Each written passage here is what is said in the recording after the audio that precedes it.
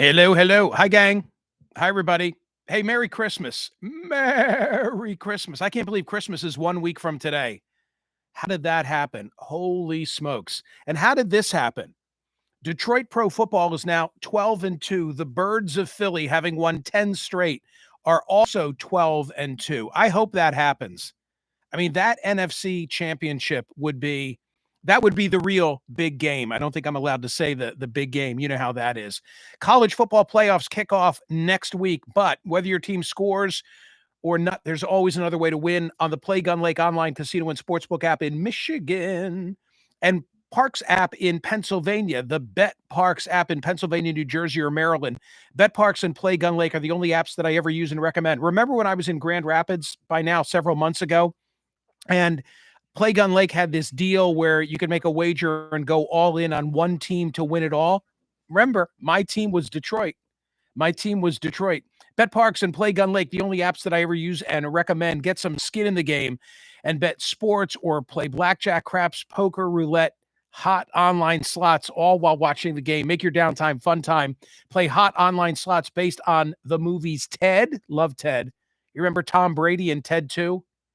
You know that I met Tom Brady, and the first thing I said to Tom Brady was, "Hey, loved you in Ted too." He got a big laugh out of it.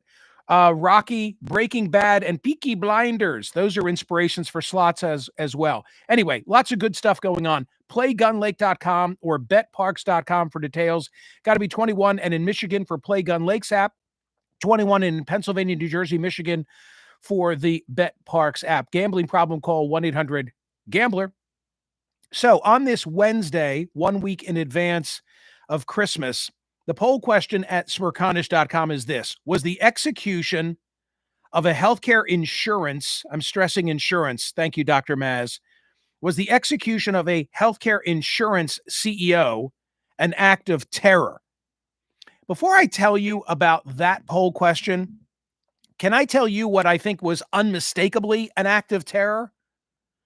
This story is in the newsletter today. It's unbelievable.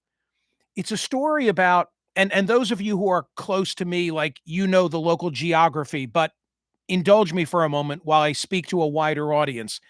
We speak so much of the Philly burbs, and we spoke so much of the Philly burbs in connection with the election. Who's going to win the Philly burbs? Who's going to win Pennsylvania, et cetera, et cetera, et cetera. I grew up in one of the Philly burbs in Bucks County, now reside in another of the Philly burbs, Montgomery County. So an elderly couple, let me see if I can tell this straight. An elderly couple in Bucks County had junk that they wanted removed. So they call a local junk hauling service. The junk haulers come out to their home, and the guys who are there to appraise, what it'll take to remove whatever they want removed, they take note of the fact that they've got gun safes. They've got a cache of weaponry in this house. So they go back and they tell a coworker or coworkers what they've seen. And now two of those individuals with bad intentions, 10 days ago today, go out in search of the house so they can steal all the weaponry. But they go, instead of going to a property in Bucks County, they go to a property in Montgomery County. And they end up shooting a woman in her bed. She's like 60 or 61. And then shooting in the back of his head her 25-year-old son. All because they were in the wrong house, as if that makes it any better. Like if they'd gone to the quote-unquote right house, it would have probably been equally devastating. But what a sad, sad story from the Philadelphia Inquirer today. The violent home invasion in Lower Merion last week was a tragic and deadly case of mistaken identity, said the authorities on Tuesday, meaning yesterday. Two men who targeted a home on Meredith Drive in a December 8 burglary that left a man dead and his mother grievously injured were looking for an entirely different house. Kelvin Roberts, 42, Charles Fulforth, 41, had set out to break into a home with a similar address in Bucks County and steal guns they had been told were stored there. So said the Montgomery County District Attorney Kevin Steele. Both men have been charged with first and second degree murder. The two worked for junk luggers, a junk hauling business in Willow Grove that had been hired to remove items from the Bucks County address. Another employee at the company, whom investigators did not identify, told them about a cache of weapons at that house, according to an affidavit of probable cause for the men's arrest. They simply got the wrong house, said DA Steele. They went into the wrong house with bad intentions, shot a 61-year-old woman as she lay in bed, and executed her 25-year-old son. Not that there's ever a good time for these things, but my God, in the midst of the holidays and a week, 2 weeks in advance of Christmas. Steele said the intended victims were an elderly couple who had multiple gun safes in the basement of their Bucks County house. They had hired junk luggers to remove items from their property on December 9. Just makes you nervous about who you open up your door to, Okay, back to the poll question of the day. Luigi Mangione on Tuesday was accused of first-degree murder in the fatal shooting of United Healthcare's chief executive, a charge that branded him a terrorist. This was DA Alvin Bragg, the Manhattan DA, at a press conference. He was accompanied by the head of the police, Police Commissioner Tisch, in this case. By the way, I thought that her comments in particular were great, but wait until you hear where this is going. So I'm looking now at the New York Criminal Code, and I see that it says that a person is guilty of murder in the first degree when they cause the death of a person or a third person, and the victim was killed in furtherance of an act of terrorism. Well, what's terrorism?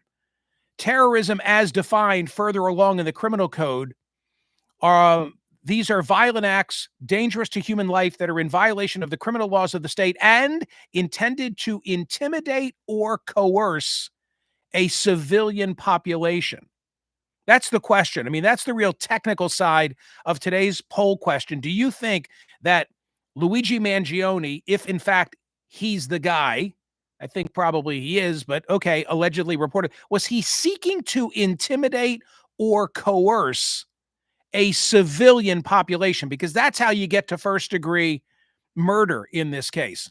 Now, if I haven't already bummed you out with the home invasion story and forcing recollection now of what happened 2 weeks ago, today's Wednesday, 2 weeks ago today was the execution of the healthcare insurance CEO, then wait until you hear this update from Emerson. This is in the newsletter today as well.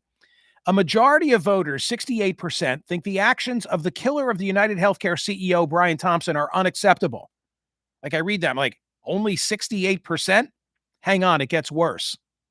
68% of voters overall reject the killer's actions. Young voters and Democrats are more evenly split. 41% of voters 18 to 29 find the killer's actions acceptable. What? 41% of 18 to 29-year-olds find the killer's actions acceptable. 24% say somewhat acceptable, and 17% say completely acceptable. I mean, it's really horrible. If you're 70 plus years old, 69% say completely unacceptable. If you're 18 to 29, the number is 33% who say completely unacceptable. So some real tragic stuff during the holidays. Plus, you've got the Wisconsin shooting and facts still emerging about what that was all about. But hopefully now you know a little bit more in terms of today's poll question. By the way, I looked at the New York Times coverage of this, and there were a ton of comments appended to it. And the number one reader pick, this is about Mangione being charged with first-degree murder. The number one comment was from Ken, who says, if we want to talk about terrorism, we should also deem how insurance companies caused deaths and fear as terrorism.